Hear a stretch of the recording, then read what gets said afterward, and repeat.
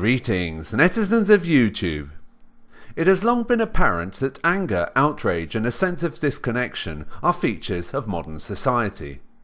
This often manifests itself when an event occurs showing the hypocrisy that is part of the human experience. And there is no outrage quite like ones associated with gender. A recent example of this was the controversy at a Madonna gig in Australia, where she removed the top of a 17-year-old fan on stage, exposing her to the thousands of fans present, and then to potentially millions around the world.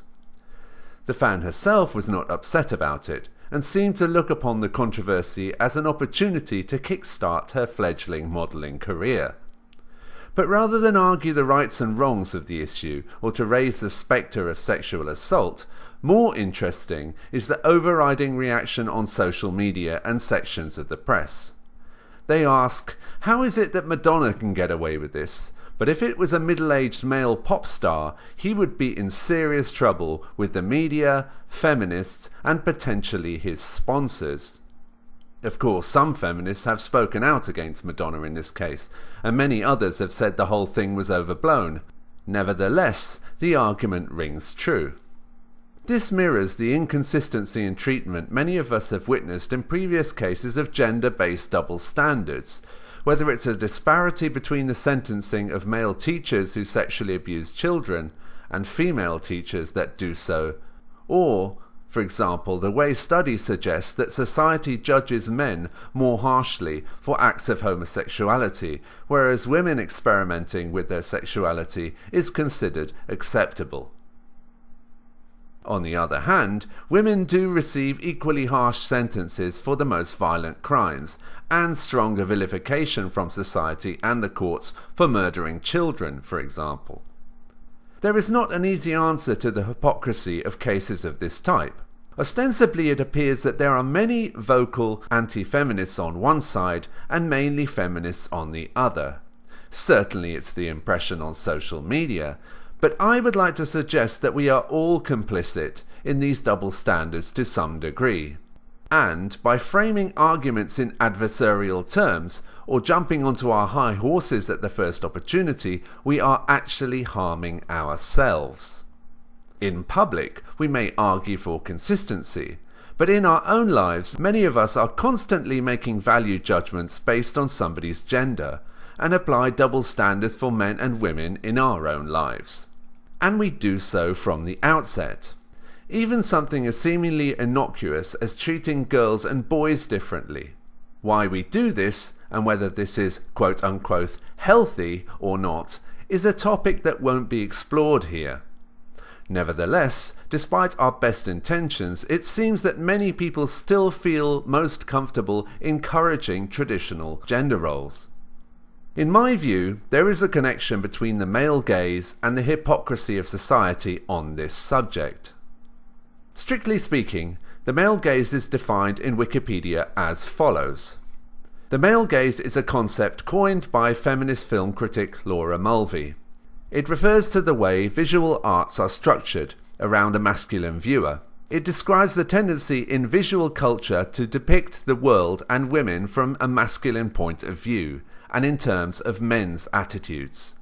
This remains the case, and in Western cultures, more films are still told from a male point of view. As a subjective opinion, it seems that women are better represented in performance art. For example, the excellent Marina Abramović is better known than any male in her field. But the male gaze is still hugely predominant outside Western culture, where visual arts are overwhelmingly structured around a masculine viewer. Any fan of world cinema, with the possible exception of French cinema, can attest to that. To return to the definition, the male gaze consists of three different gazes: that of the person behind the camera, that of the characters within the representation or film itself, and that of the spectator. Each of us is the person behind the camera. We are all characters within the film, and we are all spectators, and the world around us is our canvas. Or, as Shakespeare said, all the world's a stage, and we are merely players in it. It seems completely logical, therefore, to apply the definition of the male gaze to include our experiences of living in society, rather than just applying it merely from a visual art perspective. In my opinion, the default setting of society is the male gaze. That is, we have all learned to view society from the traditional parameters of our upbringing and the world around us, and that perspective is a mostly male view. This doesn't mean that the female gaze doesn't exist, that women are unable to resist from looking at society through a purely male lens, nor does it take away the license of women. It does mean, I would argue, that certain behaviours are encouraged and discouraged in a reinforcing circle. To take one example, women on average are more likely to put effort into their appearance than men are. There is evidence suggesting that this is due to the desire to attract a mate, and doubtless this plays a role. But I've always believed that that's only part of the story, because my subjective experience is that women spend as much time looking at each other as men do. It's no surprise then that studies report that male and female co-workers feel that women who wear makeup to work are more likable and competent. The objectification of women is, among other reasons, a consequence of the male gaze. But this isn't just a male problem. A study in 2012 published in Psychological Science showed that both men and women objectify women in sexualized photos, but see men in sexualized photos as individuals.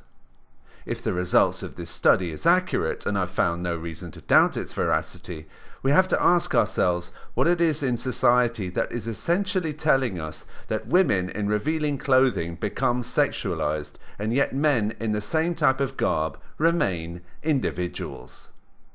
It seems to me that we spend too much time arguing about what should be, instead of analysing our own roles in perpetuating sexism and stereotypes. And once we admit our own culpability, even if only to ourselves, shouldn't we analyse our own motivations? So, returning to the Madonna controversy and what it says about us, what deductions can be drawn?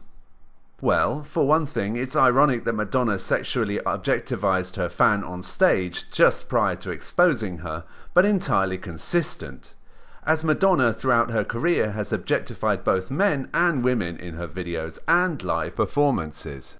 On this charge, at least, she is not guilty of hypocrisy. On the other hand, the anger on the part of some seems to be beyond any rational reasoning. However, the reaction only serves as a reminder that many of us have different standards for men and women, that even though as a pop star Madonna undoubtedly possesses power, her quote-unquote wardrobe malfunctioning of one of her fans is essentially one female disrobing another. One female objectifying another who appears willing to be objectified is found less objectionable, or even, if you pardon the pun, more titillating than a male doing so. Ah, that male gaze though.